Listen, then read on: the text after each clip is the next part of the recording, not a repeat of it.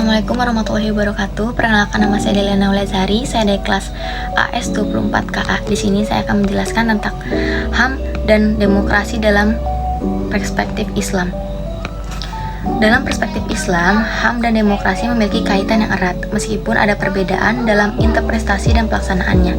Islam sebagai agama yang mengatur kehidupan umat manusia dalam berbagai aspek memiliki pandangan yang mendalam mengenai hak individu, keadilan, dan prinsip-prinsip pemerintahan yang sah.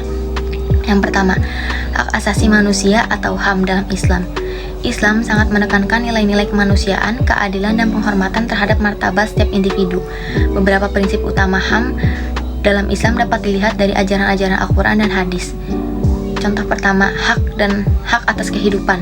Islam menganggap kehidupan sebagai anugerah yang harus dihormati dan dilindungi. Dalam Al-Quran disebutkan, siapa yang membunuh seorang manusia tanpa alasan yang benar, maka seolah-olah dia membunuh seluruh umat manusia. QS Al-Maidah ayat 32. Yang kedua, kebebasan beragama. Al-Quran memberikan kebebasan beragama dan berkeyakinan. Seperti yang disebutkan dalam surat tidak ada paksaan dalam agama. QS Al-Baqarah ayat 256 adalah salah satu ayat untuk menegaskan hak individu untuk memilih keyakinan. Meskipun Islam memberikan hak-hak dasar kepada umat manusia, interpretasi terhadap apa yang dimaksud dengan hak-hak asasi ini dapat berbeda-beda tergantung pada budaya dan pandangan hukum yang diterima dalam masyarakat muslim. Yang kedua, demokrasi dalam Islam. Demokrasi dalam konteks modern berarti pemerintahan oleh rakyat melalui mekanisme pemilihan umum dan penghormatan terhadap kebebasan individu. Dalam perspektif Islam, prinsip-prinsip yang mendasari demokrasi seperti musyawarah atau syura, partisipasi masyarakat dalam pengambilan keputusan dan penegakan keadilan sangat dijunjung tinggi. Yang pertama, musyawarah atau syura. Dalam Al-Quran, Allah memerintahkan umat Islam untuk bermusyawarah dalam pengambilan keputusan, dan urusan mereka diputuskan dengan musyawarah di antara mereka. QS Asy-Syura ayat 38.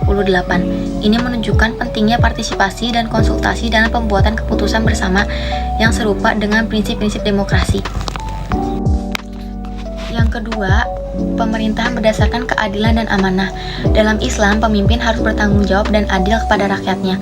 Rasulullah bersabda, "Setiap kalian adalah pemimpin dan setiap kalian akan dimintai pertanggungjawaban atas kepemimpinan." Hadis riwayat Bukhari dan Muslim. Ini menunjukkan bahwa dalam Islam, pemerintahan yang sah adalah yang melaksanakan keadilan dan menjaga amanat rakyat.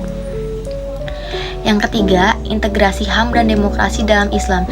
Islam dapat dianggap sebagai dasar moral untuk mendukung prinsip-prinsip HAM dan demokrasi.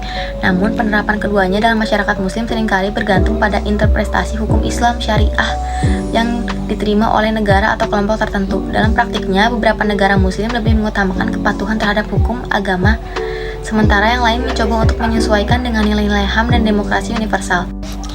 Secara keseluruhan, dalam pandangan Islam, HAM dan demokrasi harus dihormati dan dilaksanakan sesuai dengan prinsip-prinsip keadilan, kebenaran, dan kebaikan bersama.